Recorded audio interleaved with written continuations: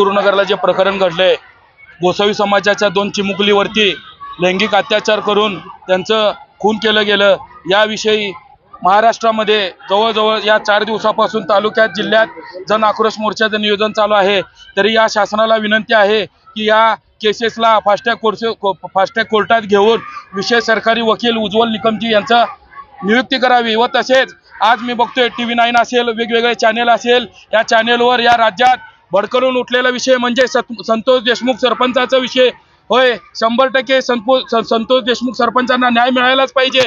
आम्ही त्याबद्दल गोसावी समाजाकडून पण त्यांना पाठिंबा देतोय। पण मला एक सरकारला सांगायचं आहे की महत्त्वाचा विषय 2 छोट्या चिमुकली आज त्यांचा खून केला गेला, आपलं लक्ष कुठं आहे? हा विषय तुम्ही उचलून धरताय, ह्या विषयाला पूर्ण दाबून तुम्ही एकदम कोपऱ्यात आणून ठेवलाय।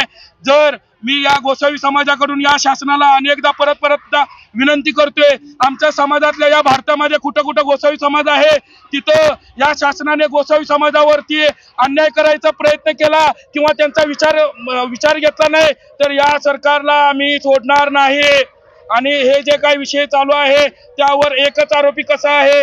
आरोपी भरपूर असतील, अजून 4-5-6 आरोपी 100% असतील, तरी सरकारनं त्या हॉटेल मालकाची अजून चौकशी केली नाही, त्या हॉटेल मालकाला अजून अटक केली नाही। हे जे काही विषय आहे शासनाला लवकरात दौरावर घ्यायचा आहे। आणि जे परप्रांतीय लोक या महाराष्ट्रात येतात, नीच प्रवृत्तीचे जे परप्रांतीय आहेत या महाराष्ट्रात येऊन हे जे काही खासगी कंत्राटदार आहे त्यांना या शासनानं आळा आणावा। हे जे काही परप्रांतीय इथपर्यंत पोहोचतात त्यांची माहिती ज्या त्या एरियातल्या पोलीस स्टेशनला ठेवायची गरज आहे, ते शासनाने त्यासाठी समिती नेमवावी व बाहेरून जे परप्रांतीय येतात त्यांच्यावर आळा आणावा, ही गोसावी समाजाकडून विनंती आहे।